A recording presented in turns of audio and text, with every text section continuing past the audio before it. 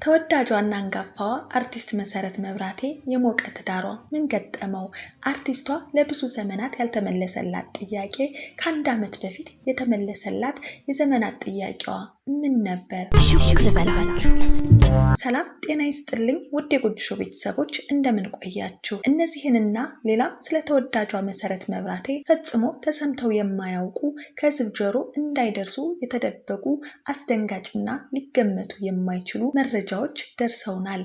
እስከ ፍጻሜው አብራችሁን ከዘለቃችሁ ያልተሰሙና ያልተደመጡ ስለ አርቲስቷ መረጃ እናስደምጣችኋለን። እንደተለመደው ሁሉ ቪዲዮን ላይክ በማድረግ ጀምሩ። ሼር፣ ሰብስክራይብ እንዳይረሳ። የለቀቅናቸው ቪዲዮዎች በቀጥታ እንዲደርሳችሁ የደወል ምልክቷን በመጫን አብራችሁን እስከ ፍጻሜው ዝለቁ።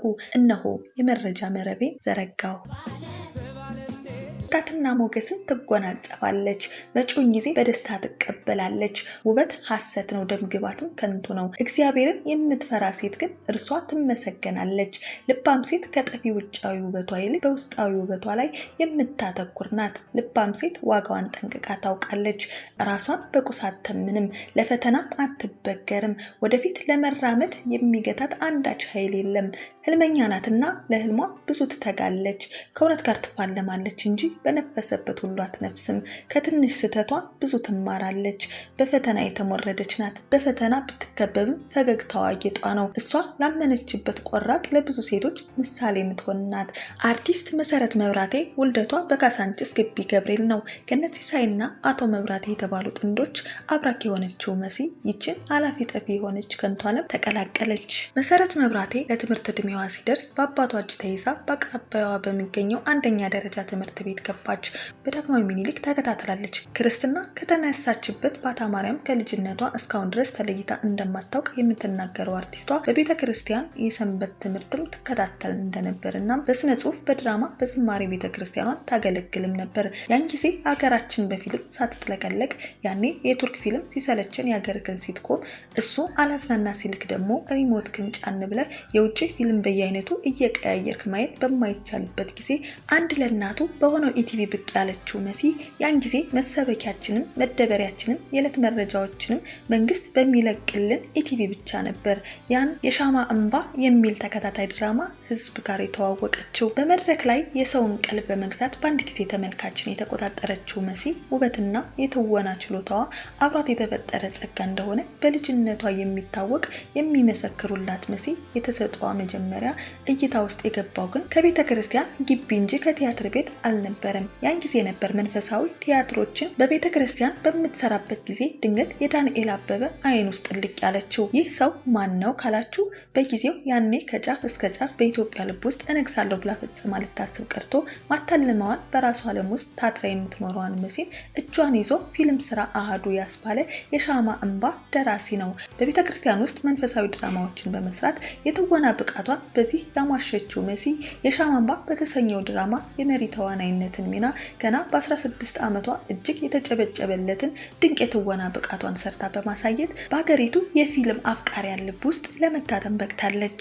በጊዜው የሻማ እንባ ድራማ ደራሲ በድርሰቱ የሳላትን በውን የሌለችን የምናብ ዓለም ሴት ገጸ ባህሪ ተላብሳ ነፍስ ዘርታ በገሃዱ ዓለም የምትተውን እንስት በመፈለግ ላይ ሳለ ነበር በመሲ አስደናቂ የትወና ብቃት የተማረከው። ደራሲውን በሻማ እንባ ድራማ ላይ የመሪነት ሚና መሲን ለማጨት ደቂቃም አልፈጀበትም ነበር። ለመሲ ይህ እድል የህይወቷን ምዕራፍ ወደ አስደናቂ የሚቀይር በኢትዮጵያ የቴሌቪዥን የመዝናኛ ፕሮግራም ወደ ትልቅ ደረጃ ከፍ ያደረገ አጋጣሚም ነበር።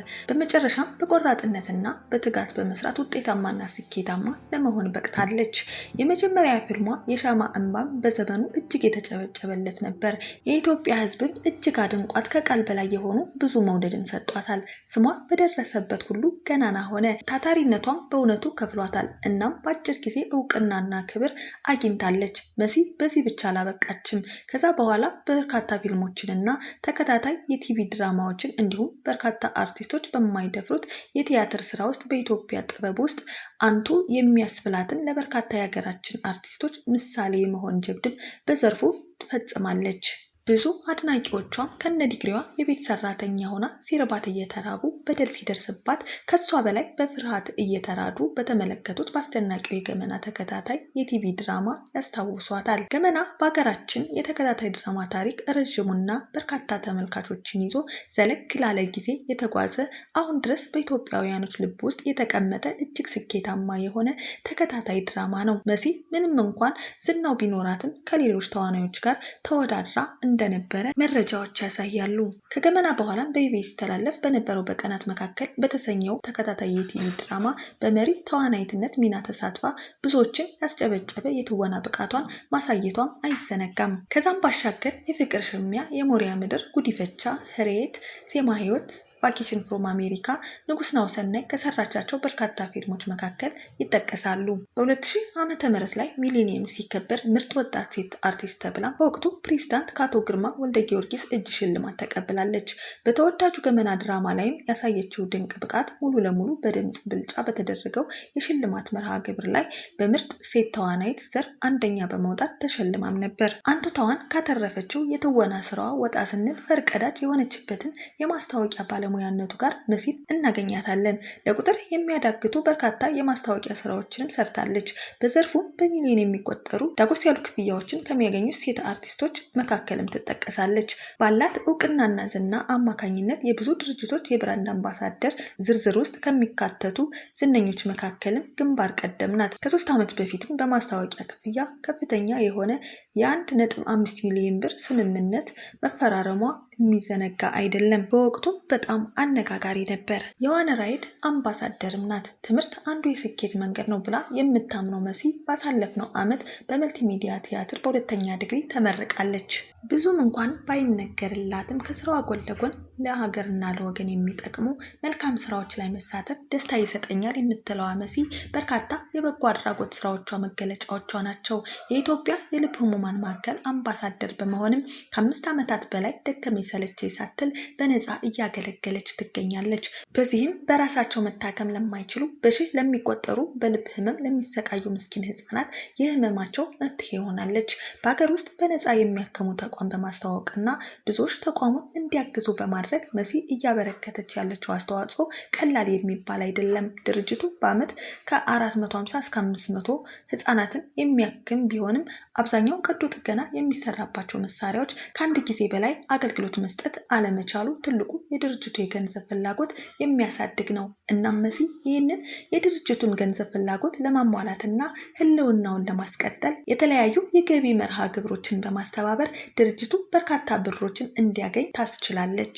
ባሳለፍነው ዓመትም ወደ ሰሜን አሜሪካ አቅንታ ባደረገችው የገቢ ማሰባሰቢያ ፕሮግራም ብዙ ሚሊዮን ብሮች ወደ ተቋሙ ካዝና እንዲገባ ማስቻሏ አይዘነጋም። በዚህም በሺህ ለሚቆጠሩ በርካታ ህጻናት አልጋ ላይ ተኝተው ምስኪን ህጻናት የስቃያቸው አሳራቅቶ በህይወት እንዲኖሩና እስትንፋሳቸው እንዲመለስ የሚያስቻለች ከዚህ በላይ በርካታ የበጎ አድራጎት ስራዎች የምትሳተፍና እጇ የማይጠፋው ሀገር ወዳድነቷን በወሬ ሳይሆን በተግባር የምታሳይ ብርቱ የሴት ተምሳሌት ናት። የተወዳጁ አርቲስት መሰረት መብራቴ ታሪክና አመጣጥ የዚህን ያክል ካልናችሁ ወደ ፍቅርና የትዳር ሁኔታ ሻገር እንበል። የቃሎች ፍቅር መያዝ፣ የስሜት ተጓዥ መሆን፣ ከምክንያቶቹ ውጪ መኖርን መቀበል፣ ከራስ ቁጥጥር ውጪ በምንወደው ሰው ዓለም ውስጥ መጥፋትና መሰደድ ነው። ፍቅር መሸነፍ ነው ይሉናል። ታዲያ እንዲህ አይነቱ ሽንፈት ብርቱዋን መሲን ገጥሟት ለብዙዎች ያልተመለሰው የፍቅር አለንጋ ብርቱዋን መሲንም ሸንቆጥ እንዳደረጋት የወጡ መረጃዎች ያሳያል። ታዲያም በሰዓቱ ኮረዳዋ መሲ የመጀመሪያ ፍቅሯ ከሆነው ከአዲስ አበባ ተወላጁ መልከ መልካሙ ጉብል ጋር አሃዱ ያለችው ፍቅር ያልጠነከረ ልቧን ሰብሮ ሰቅዞ ቢይዘው እህል ማልበላ ስትል ከአስቱ ጋር እኩል ማንጎራጎሯ የቅርቡ የሆኑ ጓደኞቿ ይናገራሉ። ፍቅር ለታደሉት የደስታና የሐሴት ምንጭ ቢሆንም ለብዙዎች ደግሞ የማይጠግኑት ህመም፣ የማያባራ ቁስልና ሰቆቃ ሊሆን ይችላል። ታዲያ እንዲህ አይነቱ ክፉ ገራገሯን መሲን ሳይገጥማት አልቀረም። በአካልና በመንፈስ ባልጠነከረው ለጋ ሰውነቷ አሃዱ ያለችው ፍቅር ወደ ቀጣይ ምዕራፍ መሻገር ሳይችል በእንጩ ተቀጨ። ልጅ ያቦካው ለራት አይበቃም እንዲሉ የመሲ የመጀመሪያው ላቭ ስቶሪ መሆኑ ነው። ከዛም ለብዙ ዓመታት ለትልቁ ህልሟ ላይታች ስትል በስራ ያሳለፈችው መሲ የማያርፈው ልቧ ከአንድ ወጣት በፍቅር ወደቀች። ኤፍሬምም እንደ መሲ ሁሉ ትውልድና እድገቱ በአዲስ አበባ ሲሆን አብዛኛው የህይወቱ ክፍል በተለያዩ ውጭ ሀገራት በመዘዋወር በስራ ያሳለፈ ሲሆን ከዛ በኋላም ትኩረቱ ወደ ኢንተርቴንመንቱ ዘርፍ ሀገር በማዞር የተለያዩ የፊልምና የሙዚቃ ስራዎችን ፕሮሞት በማድረግ ሰርቷል። የፊልም ፕሮዲውሰርም ነው። ጥቂት የማይባሉ ፊልሞችንም በትወና በመሳተፍ የመሲን ያህል ባይሆንም ትንሽ እውቅና አለው። ታዲያ በኢትዮጵያ ፊልም ጥበብ ዘርፍ ውስጥ በርካታ አስተዋጽኦ ያደረገው ከመሲ ጋር የመተዋወቅንም እድል የፈጠረለት በዚህ የስራ አጋጣሚ አብሮ በማሳለፍ ወደ መቀራረብ ቅርርቡ ወደ ጓደኝነት ተሸጋግሮ ወደ ፍቅር ገቡ። የሚያውቃቸው ሁሉ ትልቅ ተስፋ የጣለባቸው ጥንዶች እንደነበሩ፣ ደስ የሚሉ ጥንዶች እንደነበሩ ይታወቃል። ከዛም ግን የብዙዎች አይን ማረፊያ የነበረው ፍቅር ከመቃብር እንዳትቆም ከመቃብር አልቆምም ተባብለው በአጭር ቋጩት። ይህም ታዲያ የብርቱዋ መሲ የፍቅር ህይወት ውስጥ ያልተሳካ የፍቅር ግንኙነት በመሆኑ የህይወት ገጿ ላይ በደማቁ ተጽፎ ያለፈ ክስተት ነው። መሲ ከኤፍሬም ሙላቱ ጋር ከተለያየች በኋላ ለበርካታ ዓመታት ከየትኛውም የፍቅር ግንኙነት ታቅባ ትዳር ቅዱስ ነው መኝታውም ንጹህ ነው እንደሚለው ቃሉ ቅዱስ የሆነውን ትዳር ከአምላኳ ስትጠብቅ የቆየች እንስት ናት። ማናቸውም ሰው ፈጣሪን ከያዙ ጠንክሮ ይቆማን የሚል እምነት ያላት እሷም ጠይቁ ይሰጣችኋል፣ ፈልጉ ታገኛላችሁ፣ አንኳኩም ይከፈትላችኋል የሚለው ቅዱስ ቃሉ ተፈጽሞላት የዘመናት መሻቷ የነበረውን ሰው ስብዕና ካለው ወንድ ጋር ትዳር ለመመስረትም በቅታለች። አርፍደው 3 ጉልቻን ከቀለሱት ዝነኞች መካከልም ስሟ ይጠቀሳል። ባለቤቷ ዘውዱ ሽባባው ከሽባባው ቤተሰብ የተገኘ የሙዚቃዋ ንግስት የሆነችው የጂጂ ሽባባውና የውቋ ፕሮቴስታንት ዘማሪ ሶፊያ ሽባባው ወንድም ሲሆን ትውልድና እድገቱ በኢትዮጵያ አገው ምድር ቻግኒ አካባቢ ቢሆንም በልጅነቱ ነበር ከሀገር ወጥቶ ኑሮውን በሀገር አሜሪካ ያደረገው። ትምህርቱንም የተማረው አብዛኛውን የህይወቱን ክፍል ባሳለፈበት በሀገር አሜሪካ ሲሆን የመጀመሪያ ዲግሪውን በቢዝነስ አድሚኒስትሬሽን፣ ሁለተኛ ዲግሪውንም ከዚሁ ጋር በተያያዘ ሰርቷል። በአንድ ግዙፍ ሆስፒታል ውስጥም የአድሚኒስትሬሽን ስራ እየሰራ ይገኛል። ታዲያ የአርቲስቷ የቀድሞ ፍቅረኛ የነበረው ኤፍሬም ሙላቱ ጋር ከተለያየች ከበርካታ ዓመታት በኋላ ከአሁኑ ባለቤቷ ጋር ትዳር የመሰረተችው። ትውውቃቸውም መሲ ለአንድ የስራ ጉዳይ ወደ ሀገር አሜሪካ ባቀናችበት ወቅት ነበረም። ስለ ትውውቃቸውና ስለ ግንኙነታቸው ስትናገር ያኔ ለመጀመሪያ ጊዜ ብንተዋወቅም እሱ ግን ስለ እኔ ኢንፎርሜሽን ነበረው። እሱ በይበልጥ የሚያውቀኝ በፊልሞች ወይም በቲያትር ስራዎች ሳይሆን በቤተ ክርስቲያን በምሰጣቸው አገልግሎቶች ነበርም ትላለች። ይበልጥ የወደደኝም በዛ ነው። ትውውቃችንም የጀመረው እነዚህን ተግባሮችን በአድናቆትና በአክብሮት ነው። ባለቤቴ በልጅነት ከሀገር ቢወጣም ሀገሩን የሚወድና ሃይማኖቱን የሚያከብር ሰው ነው። ያቀራረበንና ያዋደደንም ትልቁ ምክንያት ይሄ ነበር። ከተውውቃችን በኋላ መግባባቱና ጓደኝነቱ እያደገ ሄደ። ወደ ፍቅር ግንኙነትም ተቀየረ። ወደ ፍቅር ግንኙነት ከመግባታችን በፊት እንጸልይበት፣ የእግዚአብሔር ፍቃድ እንዲጨመርበት እንጠይቅ ነበረም። ምክንያቱም በገዛ ፍቃዳችን የኖርንበት ዘመን የትም እንደማያደርሰን ተመልክተናል። ከዚያም እግዚአብሔር በወደደውና በፈቀደው በእመቤታችን በቅድስት ድንግል ማርያም ፊት ቃል ተግባባን። ሂደቱም አልቆ ወደ ባህላችን ስንመጣ እንደ ወጋችንና እንደ ባህላችን ሽማግሌ ተልኮ የቤተሰቦችን ፍቃድ አግኝቶ ነው ቀለበት ያሰር ነው። የትዳር ሂደታችንም ይህንን ይመስላል ስትል ትናገራለች ተወዳጇ መሲ። የሰርግ ስነ ስርዓታቸው የተከናወነው ከተንሳኤ በኋላ በዕለተ 3 በ2010 ዓ.ም ሲሆን ቦታው ደግሞ አፍሮዳዊት ሆቴል ነበር። ሰርጋቸውም ፍጹም ባህላዊና ሀገራዊ ለዛ ያለው ካለባበስ ጀምሮ ኢትዮጵያዊ ስርዓትና ማንነት እንዲኖረው ከባለቤቷ ጋር ተነጋግረው እንዳደረጉት ትናገራለች። የሰርግ ፕሮግራማቸው ከሌሎች ኢትዮጵያውያን አርቲስቶች አንጻር ሲታይ አግራሞትን የሚፈጥር እጅግ የተመጠነ ቤተሰቦቻቸውን ያሳደጓቸውንና ያስተማሯቸውን እንዲሁም የቤተ ክርስቲያን አባቶች የተገኙበት ነው። በአንጻሩም ምርቃትና ቡራኬ ነው ሰርጋችን ያከናወነው ስትል መሲ ትናገራለች። ባልና ሚስት በአንድ ወንዝ ይቀዳል እንደሚሉት የሰርጋቸው በዚህ ደረጃ ማማሩ ያሳደጋቸውና ያስተማራቸው እንዲሁም ለዚህ ደረጃ መብቃታቸው ሕዝብ እየተቸገረ ባለበት ሀገር እዩኝ እዩኝ ባለመፈለጋቸው የተነሳ የጋራ አቋም እንደሆነ ልናውቅ ችለናል። የአርቲስቷ የማግባት ዜና ከተሰማ በኋላ ቀናቶች፣ ወራቶች፣ ዓመታትን እየተኩ ጊዜያቶች ነጎዱ። የሁል ጊዜ የመሲ አድናቂዎች አንድ የጋራ ጥያቄ ነበር። እነሆ ልጆች የእግዚአብሔር ስጦታ ናቸው። የአምላክ ስጦታ የሆነውን ልጅ ታዲያ ሰዎች እሷ ሰርታ እንደምታመጣ ሁሉ እረ ልጅ ውለጂ እያሉ ምክር አዘል የሚመስል ውርጅብኝ ሲያወርዱባት ከራርመዋል። በልብ ህሙማን ማዕከል ውስጥ ያሉ ህፃናትን በቅፏ ውስጥ ከታ ስትታይ ፈጣሪ የእሷን አብራክ ክፋይ ለመሳም እንዲያበቃት እንመኛለን። ታዲያ መሲ የሐሜትና የነቆራ ትችት ከሚደርስባቸው አርቲስቶች መካከል አንዷ ናት። በተለይም አሁን ላይ ካለመውለዷ ጋር ተከትሎ ከባድ የሐሜት ኩርኩም ይደርስባታል። ስፍር ቁጥር የሌላቸው የበጎ ጀብድ የፈጸመች ከሀብትና ከእድሜዋ በላይ የገዘፈ ስብዕና ያላት የመልካም ስራ አርበኛ ናት። ወደ ዋናው የመረጃ መረብ ስናል አርቲስት መሰረት መብራቴ ጥቂት ከማይባሉ ዓመታቶች በፊት ትዳር ብትመሰርትም የትዳር ውጤት የሆነውን ልጅ ግን አልታደለችም።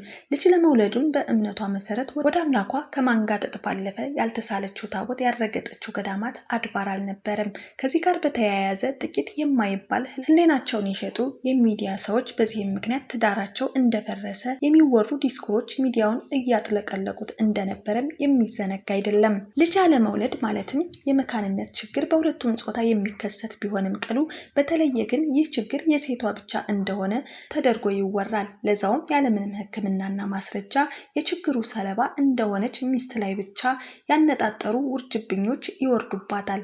ይህ ለምን ይመስላችኋል? ሀሳባቸውን ኮሜንት ላይ ያስቀምጡልን ውድ ቤተሰቦቻችን። ታዲያም ልበቀናዋ መሲ የዚሁ ችግር ገፈት ቀማሽ ሆና ለከባድ ጭንቀት ተዳርጋ እንደነበረም የተመለከትነው መረጃ ያሳያል። ነገር ግን ፈጣሪ እንደ ሰው አይደለምና የዘመናት እንባዋንና ጭንቀቷን ተመልክቶ የዓመታት ጥያቄዋን በአንዲት ጀንበር በእምነቷ ጽናትና ክብር ደስታን በልጅ ባርኮ አጎናጽፏታል። ጉዳዩ የተሰማው በጭምጭምታ ቢሆንም ቅሉ እውነተኛነቱን አጣርተን በደረስንበት መሰረት ምንም እንኳን መሲ የግል ህይወቷን በሶሻል ሚዲያ የማጋራት እና ድብቅ ብሎ መኖርን የምትመርጠዋ መሲ፣ እኛ ግን አነፍንፈን እውነተኛውን መረጃ ላይ ደርሰንበታል። መሲ የልጅ እናት መሆኗ ፈጣሪ እንደባረካት አረጋግጠናል። መሲ ጉዳዩ በሚስጥር እንዲያዝ ብትፈልግም ስለ ጉዳዩ የበርካታ ወዳጅ አድናቂዎቿ ጭንቀትም ስለነበር መረጃውን ለማጋራት ተገደናል። መሲ የልጅ እናት መሆኗ ፈጣሪ እንደባረካት አረጋግጠናል። መሲ ጉዳዩ በሚስጥር እንዲያዝ ብትፈልግም ስለ ጉዳዩ የበርካታ ወዳጅና አድናቂዎቿ ጥያቄም ስለነበር መረጃውን ለማጋራት ተገደናል። ትዳሯን በተመለከተም እስከዛሬ ተለያይተዋል የሚሉ የተነሱ ወሬዎች ሐሰት መሆናቸውን አስረግጠን ልንነግራችሁ እንወዳለን። ተወዳጇ መሲን ፈጣሪ በተጨማሪ በርካታ ልጆች እንዲባርካት እየተመኘን የመረጃ መረባችንን እዚህ ጋር ቋጨን። ውድ ቤተሰቦች ቪዲዮን ላይክ፣ ሼር፣ ሰብስክራይብ በማድረግ ቤተሰብ ሁኑ። እንዲሁም የለቀቅናቸው ቪዲዮዎች በቀጥታ እንዲደርሳችሁ የደወል ምልክቷን ተጫኑ። ቸር ያገናኘን፣ ቸር ይቆየን። ሰናይ ጊዜ